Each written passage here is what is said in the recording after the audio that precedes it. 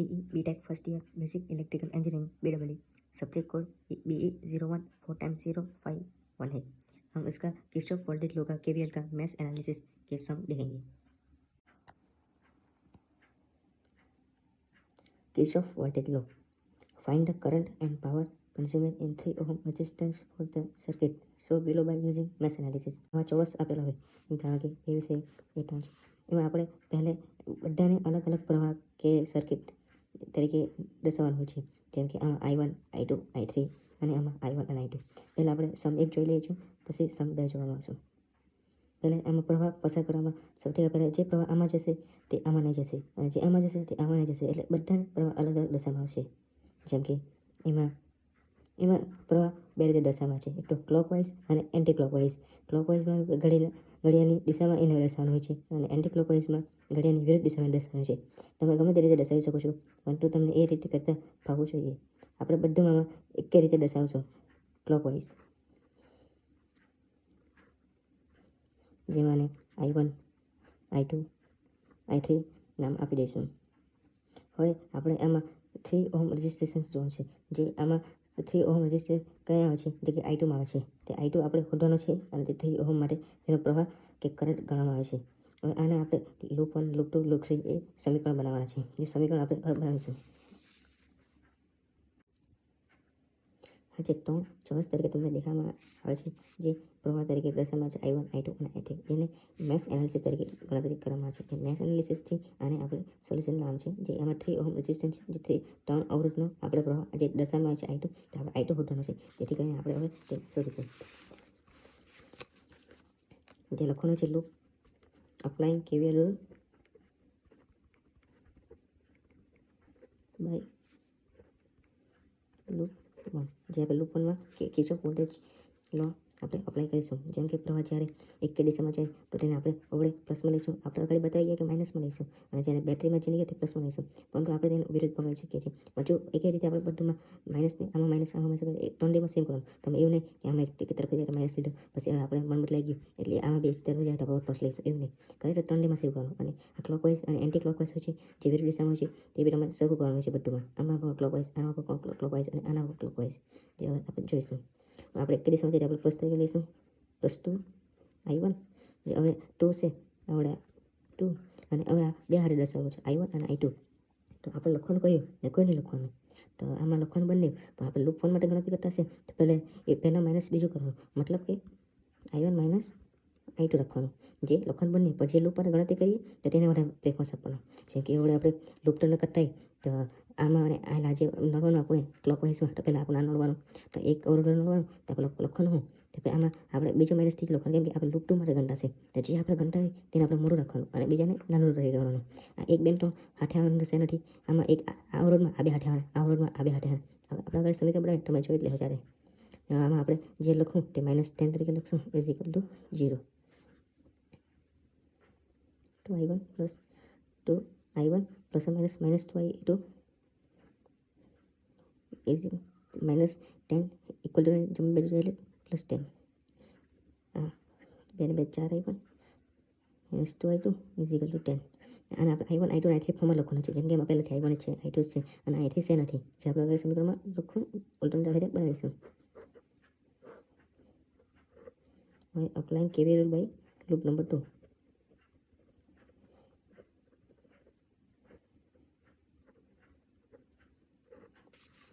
જ્યારે આમાં આપણે આગળ લીધું એક તરફ જાય તો પ્લસ તરીકે, આમાં પણ આપણે એક તરફ જાય પ્લસ તરીકે લખશું, જે +3I2 છે। અહીં I1 ભૂલથી ન લખાઈ જાય, આપણે લૂપ નંબર 2 માટે ગણતા છે તો તેનો પ્રવાહ I2 છે, તો 3I2 લખવાનું અને +1, જે આ બે મારી કયો મોટો છે, જેને કે આપણે જે લૂપ ગણતા હોય તેને મેશ એનાલિસિસમાં જે લૂપ ગણતા હોય, જે આપણે 2 ગણતા છે તો આપણે આને મોટું રાખવાનું I2 - I3। એક આજે આમાં આગળ પ્લસ કે માઇનસ કેને લેવું તે તમને કહી દઉં કે જ્યારે આવી રીતના બે એક તરફથી જશે લૂપ, આ આપણે એ તરફ જશે, જ્યારે આ કોન્ટર નીચે આવશે ત્યારે એકબીજાને વિરુદ્ધમાં રહી જશે, તો પ્લસ કે માઇનસ લેવાનું। જ્યારે એકબીજાના ડિફરન્સ તરીકે આવી જાય બે હાથે, તો ત્યારે આગળ આપણે પ્લસ લઈ લેવાનું। જેમ કે આમાં પણ પ્રવાહ જ્યારે ક્લોકવાઇઝ આવશે તો આનામાં વિરુદ્ધ થઈ જશે, તો પ્લસ કે માઇનસ લેવાનું। જ્યારે બે હરખા થઈ જાય એટલે કે એકબીજાને વિરુદ્ધ આવી જાય ત્યારે આગળ પ્લસ મૂકી દેવાનું, જેથી કરીને તમને કોઈ આગળ વાંધો નહીં આવે। +1 I2 - I3 જ્યારે આપણે એકબીજાની વિરુદ્ધ આવી ગયા, બેનો ડિફરન્સ તરીકે આવી ગયા, તો પ્લસ ઓવર લખી દેવાનો, પ્રવાહ લખી દેવાનો. પ્રવાહ કયો? લૂપ 2 માટે કંડા છે, તો 2 માઇનસ લૂપ 1. અહીં 3 નહીં લખવાનું, આપણે લૂપ 1 નજીક છે, 2 ઓવર છે, આ એક લૂપ નંબર 3 છે, is equal to 0. I2 plus I2 minus I3 plus 2I2 minus 2I1 equal to 0. I2 ને I2 3 4 5 ને 6 રાખી છે, તો આપણે 6I2 minus I3 minus 2I1 is equal to 0. જેને આપણે હવે લાઈન સે લખવાનો છે, I1 પહેલે પછી I2 પછી I3, એટલે minus 2I1 plus 6I2 minus I3 equal to 0. Loop number 3 માટે apply KVL by loop number 3. એ બધુંમાં લખવાનું રહેશે તમારે, નહીં તો જે તમે એક્ઝામમાં લખશો ત્યારે સરને ખબર નહીં પડશે કે કઈ લૂપ માટે કયું સમીકરણ છે, તો એમનો ટાઈમ વેસ્ટ થશે. તો એમનો ટાઈમ વેસ્ટ થશે તો માર્ક્સ પૂરા મળે નહીં મળે એની ગેરંટી નહીં અપાય. જેથી કરીને તમારે આટલો એક લાઈન લખવામાં કેટલો સમય લાગે છે તે તમારે લખી મૂકવાનું, નહીં તો ડાયરેક્ટ લખી મૂકવાનું. અપ્લાય KVL એક લૂપ એવું નહીં લખે ચાલો સર સમજી જશે, પણ લખવાનું જરી સારું મારા જેવું જરી ગંદુ નહીં કરવાનું. મેં તમને સમજાવ્યું છે તો તમને સારી રીતે સમજ પડે અને જલ્દી તે પ્રમાણે કરજો. લૂપ નંબર 3 એક કેદી સમજાય છે, તો +1 I3 આમાં જે નીકળે છે તેને પછી અંદર જે લખવાનું છે +1. આમાં કે લૂપ નંબર 3 માટે ગંડા છે, તો 3 ને પેલો રિફ્રેશ આપવાનો equal to 0. I3 plus 6 plus I3 minus I2 equal to 0. I3 2I3 minus I2 plus 6 equal to 0 minus 6.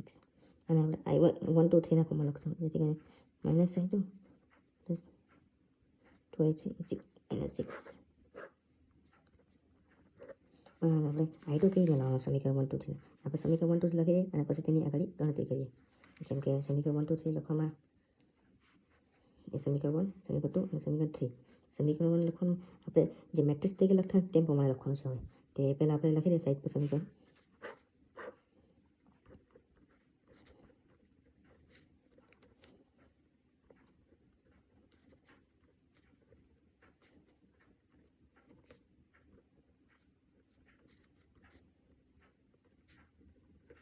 અને મેટ્રિક્સ તરીકે કઈ રીતે લખવું, તો મેટ્રિક્સ તરીકે લખવામાં સારું અને સરળ રીત છે, જે કે મેક્સિમમ તમે ચેપ્ટર 3 કે 4માં આવું આવી ગયું છે.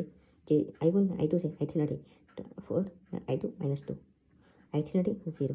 આમાં I1 minus 2, I2 plus 6, I3 minus 1. જેમ આમાં I1 નથી તો 0, આમાં I2 minus 1 કંઈ નથી એટલે માઇનસ માઇનસ લખવાનું, 3માં 2 લખવાનું. હવે તમે આમાં અમારું શ્રેણી સાચી છે કે ખોટી છે એ કેવી રીતે જોઈ શકીએ, એટલે કે તમને કહીશું I1 I2 I3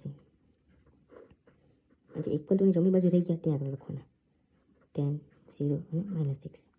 હવે આપણે I2 શોધવાનું છે, તો એવું નથી આપણે I2 લખીએ પછી આપણે એમ એમ 8 મૂકી દે ને પછી આપણે ક્રોસ કરી નાખીએ એવું નહીં. એમાં આપણે I2 શોધવાનું એક સૂત્ર છે, I2 is equal to delta I2 upon determine I2 equal to determine 2 upon determine. Determine કેવી રીતના હોતું, ડિટરમાઇન 2 કેવી રીતના હોતું તે આપણે નેક્સ્ટ પેજ પર કરીએ. તમારે ડિટરમાઇન જે આપણે સરળ અને સાદું પહેલું બનાવ્યું તે 4 -2 4 -2 0 -2 6 -1 0 -1 અને 2. અને આપણે I2 પહેલાં આપણે આ શોધી લઈએ ડિટરમાઇન.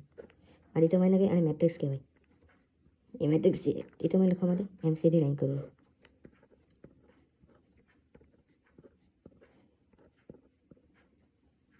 જેમાં આપણે લખતા કે 4ની ગણતરી કરવાની, તો એ ઢાંકી દેવાનું અને એ બેનો ગુણાકાર માઇનસ એ બેનો ગુણાકાર અને પછી લખવાનું. તે તમે ગણિતમાં મેથ્સમાં શીખી ગયા છો ધોરણ 12માં. અહીંયા માઇનસ તરીકે લેવાનું છે, એ તરીકે માઇનસ તરીકે લેવાનું. માઇનસ એટલે માઇનસ તરીકે લેવાનું છે એવું નથી, પણ આપણે એ ડિટરમાઇનને સોલ્વ કરવાનું છે, જે આપણે માઇનસ +2 અને એને ઢાંકી દઈશું તો -4 અને 0 + 0 તો હવે 0 જવાનું છે. ઓકે +2 -4 ઓકે 44 અને +8 44 માઇનસ 8 તો એ 36 ડેલ્ટા. હવે ડેલ્ટા 2 કેવી રીતે શોધવાનું કે ડેલ્ટા 2 જે શોધવાનું હોય છે એને આપણે બતાવીએ. જેમ તમારો ડેલ્ટા 2 છે અને ડેલ્ટા છે, ખાલી ડેલ્ટા નથી, ડેલ્ટા 2 છે તેમાં કોણ આજે સારું મેટ્રિક્સ હતું આપણું ડિટરમાઇન તેને લખી દેવાનું છે સેમ ખાલી બેની વચ્ચે લાઈન કોલમ નહીં લખવાની, કોલમ 1 કોલમ 2 કોલમ 3 જેમ એક કોલમ 2 આખી નહીં લખવાની. તો કોલમ 2 ની જગ્યાએ શું લખવાનું જેથી કરીને આપણે સોલ્વ કરી શકીએ કે જેમ આપણે અહીંયા જોઈ ગયા કે 10 0 6 છે તો તે લખવાનું છે 10 0 -6 6 -6 છે તો તેને સોલ્વ કરવું છે. તો D2 ડિટરમાઇન 4 0 -1 2 -0 વચ્ચે શું હશે કે જે આપણે બરાબરની ઇક્વલ ટુ સમીકરણ લખતા હોય છે જે ડિટરમાઇન 2 જે પ્રવાહ 3 હોય તો પ્રવાહ 3 હતો નહીં તો ડિટરમાઇન 3 બાય ડિટરમાઇન પ્રવાહ 1 હોય ડિટરમાઇન 1 બાય ડિટરમાઇન એવું હોય છે. જેમ આપણે હવે પ્રવાહ 2 છે ડિટરમાઇન 2 બાય ડિટરમાઇન તો 2માં બદલી કરીએ જો પ્રવાહ 3 હતો નહીં તો 3 ની જગ્યાએ એ મૂકી દઈએ તેમાં આપણે કરવાનું છે.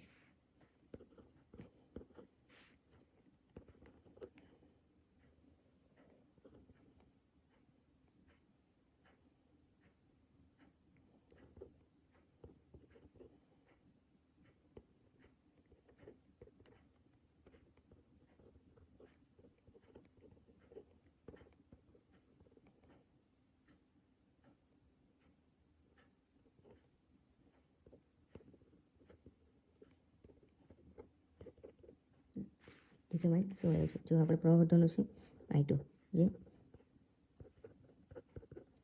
ડિટરમાઇન 2 આવ્યું છે આપણું 16 અને ડિટરમાઇન આવ્યું છે 36. આનો સાદુરૂપ જે આપશું તે તમારે આપણો એમ્પિયરમાં જવાબ આવે. આટલો લાંબો થાય છે તમારે ડાયરેક્ટ કરવું હોય તો ડાયરેક્ટ કોઈ રીત છે નથી. મેં આગળ કહી દઉં કે આપણું આ મેટ્રિક્સ સાચું છે આપણને કઈને ખબર પડે છે. તો જેમ કે આપણે આને A1 કહીએ છીએ A12 અને A13 અને A21 તેમ આપણો જેમ આ એ બે સેમ આવવું જોઈએ અને એ બે સેમ આવવું જોઈએ. જેમ કે માઇનસ તો માઇનસ 2 છે માઇનસ માઇનસ 1 છે તેમ 0 0 છે એમ એક ત્રણ ભાગ અને એ ત્રણ ભાગ સેમ આવવું જોઈએ. સમજ પડી? જેમ કે આપણે કોલમ બતાવી દઈએ અહીંયા આવો ભાગ અને ઉપરનો એ ભાગ એટલો ભાગ સેમ આવવો જોઈએ. તો તમારું એ ડિટરમાઇન સાચું છે એમ કહી શકાય. તો તમે પછી આગળથી આ દાખલો સરળતાથી કરી શકો છો જેનો જવાબ એ છે.